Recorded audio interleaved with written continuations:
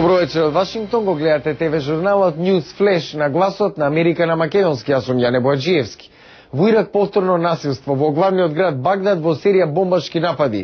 Најмалку 100 загинати, а речиси 200 повредени.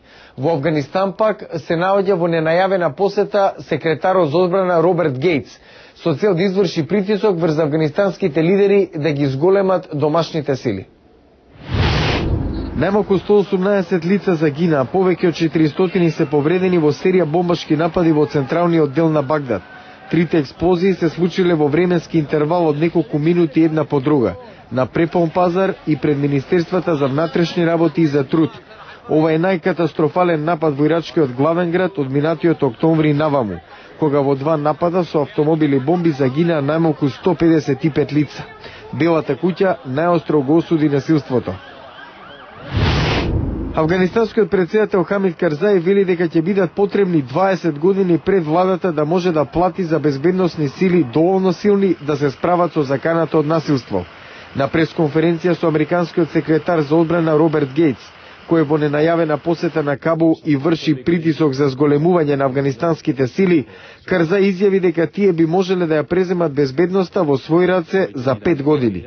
Гейтс пак изрази надеж дека тоа ќе се случи и порано.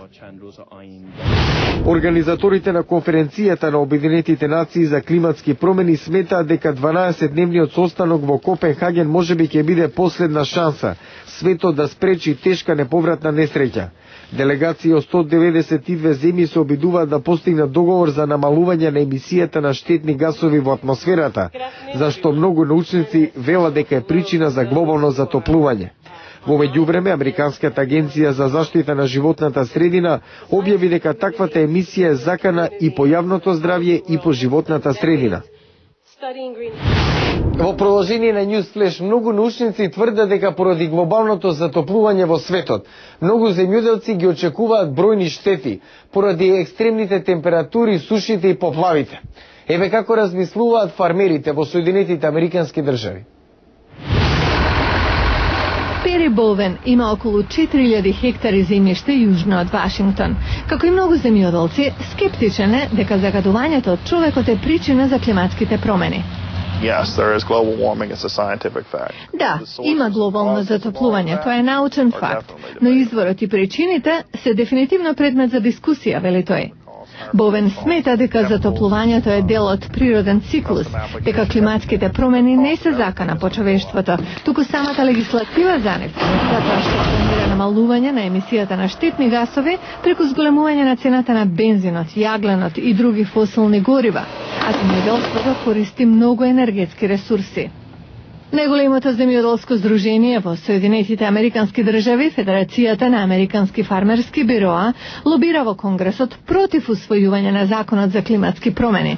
Ова е нејзиниот претседател. Нема голем избор. Дополнителните трошоци ќе мора да ги абсорбираат фармерите, затоа што не можеме туку така да ги фрлиме на грб на потрошувачите. Некои земјоделци не се согласуваат, исто како и владиниот оддел за земјоделство, чија анализа покажа дека законот ќе намали заработувачката за земјоделците за само околу 1% на кус рок и за околу 7% во следните децении. Роджер Джонсон е претседател на Националниот синдикат за земјоделците, помала организација која го поддржува законот. Цел живот сум земјоделец. Тврдењето дека таквото зголемување ќе значи крај на земјоделието е далеко од реалноста. Джонсон смета дека земјоделците треба да размислат за идните генерации, во време кога Конгресот, но и светот собран во Копенхаген дебатираат за климатските промени. Роботите од поодамна веќе работат за нас, составуваат компјутери, автомобили, оперираат во средини кои се опасни за човекот. Научниците развиваат нов вид на роботи, кои користат персонализирана интерактивна терапија за децата со специјални потреби. Кевин Фицджералд е навик како и секој друг 6-годишник. Раздигран, љубопитен и сака да игра на компјутер. Она што го одвојува од другите е, Кевин не говори. Тој има тежок случај на развојна диспраксија, што му отежнува да го движи јазикот и устата. Како и многу други деца со специјални потреби, Кевин работи со терапевт за да го развие говорот. Но терапијата го надминува стандардниот третман, бидејќи му помага роботот наречен Космобот. Керол Самангос Праус, сертифициран невролог, работи со деца со физички недостатоци уште од 1982 година. Она што импресионирало кај Космопот е што веднаш ги ангажира децата во активностите. Ги привлекува и така работат понапорно и подолго.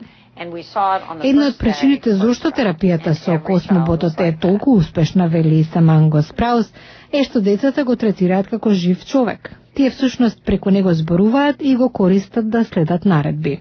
Have him point to Kevin. Good. Pointing to words like he was doing today is not fun for Kevin. But the fact that покажувајќи на одредени зборови не е многу забавно за Кевин, но фактот дека тој притоа користи робот прави активноста да биде забавна. Good talking. Како дополнение со помош на роботот да зборува и да следи наредби, Кевин сака и да ги контролира своите движења. Преку притискање на серија копчиња на компјутер, Кевин може да го движи Космоботот. Мозокот за овој робот е доктор Корина Латан. Таа пред 10 години е основала компанијата за истражувачки и развоен инженеринг Antrotronics. Бев импресионирана да ја формирам поради децата со кои работевме, децата со церебрална парализа, со Даунов синдром, со аутизам и други видови на развојни проблеми. Не им беше излезено во пресрет на потребите согласно технолошкиот напредок.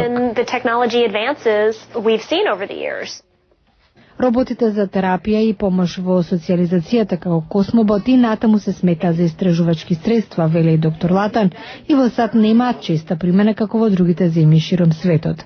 Сепак таа е оптимист дека тоа ќе се промени и дека Космотот ќе стане попристапен за децата како Кевин.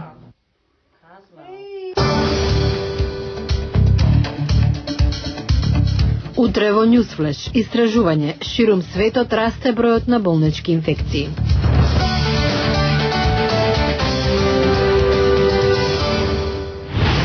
Тоа беа вестите за денеска. Јас сум Јене Бојаджиевски од студиото во Вашингтон. Го гледавте ТВ журналот News Flash на гласот на Америка на македонски. Најнови информации погледнете на нашата веб страница glasnaamerika.com. Пријатна вечер. Се гледам утре.